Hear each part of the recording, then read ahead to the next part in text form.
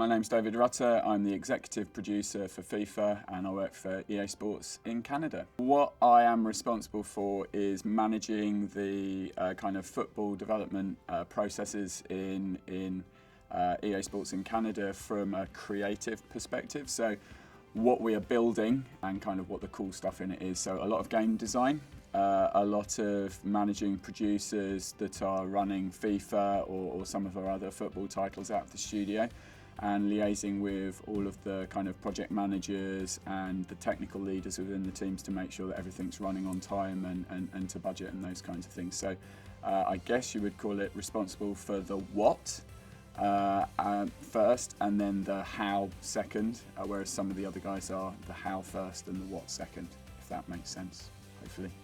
Opportunities exist. If you want to be able to do this for a living, then you need to go and try to do it. Opportunities do not come to you, you have to go to them. But if you keep going, eventually one of them will pay off. The FIFA development team is in this kind of really difficult position whereby you have a subject matter, football, that everyone pretty much in the world recognises. So on the one hand, the biggest challenge we have every year is making a game that realistically recreates human movement, human likeness, and a sport which, if there's a deviation from what you recognise as being realistic, immediately breaks the suspension of disbelief. So that's the hardest thing we do. So there's this kind of difficult balancing act of realism and refining what's already there, coming up with cool ideas for our fans so that they're going to get excited and want to buy the game, and also putting stuff in that they themselves have thought of and really want to do. So they're the kind of three parts of it. For FIFA, the console video game, we have been spending the last 5, 6, 7 years really hammering away at that innovation, hammering away at the responding to feedback, and I think that's why you see such a critically acclaimed video game. For our other platforms, for iPad, for iPhone, they are probably slightly more immature as far as the market's concerned. But you also look at the quality of the game. They've really, if you like, kind of followed that kind of baseline of doing things, which is look at the quality of the gameplay, do that first. Make sure the game plays brilliantly, because it doesn't matter what else you do. If the game is rubbish, nobody's going to see all of your cool new crazy feature named X, because nobody's going to buy it. They're buying it because it's a good game. We spend a lot of time talking about what the features are, and sometimes the magnitude of those features are lost on people until you actually get your hands on the games. A lot of people expect with a yearly iterative title that it's just, take what you've got and do a little bit, polish it up and repackage it and put it out. And, the biggest change is the number. You add one on to the end every year, and, that's a big innovation from the team. For us, it kind of sometimes hurts a little bit when people see it that way, because we've sweated, buckets of effort every year to come up with things that we think our fans will love, either that they haven't thought of themselves or things that they've requested as well. And, it's not like we're on holiday and having fun. It's every year we're doing this, and it's a hell of an effort on the part of the guys and the girls that are working on the team. Our development team is made up of over 18, I think it's 18 nationalities last time we looked, imported from all around the world. So you've got football fans and video gamers from Argentina, football fans and video gamers from Brazil, Colombia, England, France, Italy, Germany, Spain, Korea, Japan, blah, blah, blah, blah, blah, blah, blah.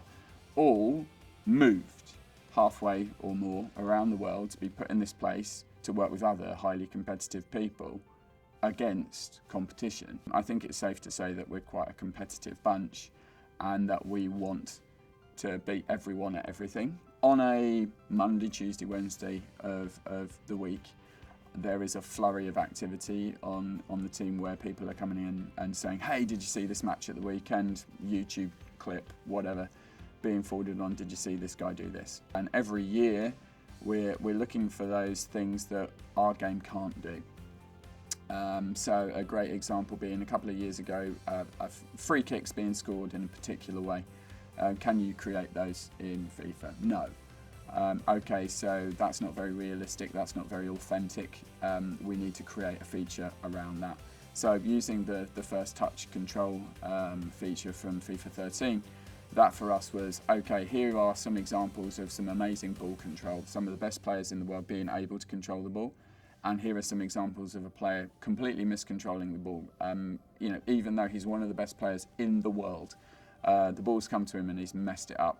That never happens in our game. So what do we need to do about it? What would be the outcome if we did? How would it change the gameplay?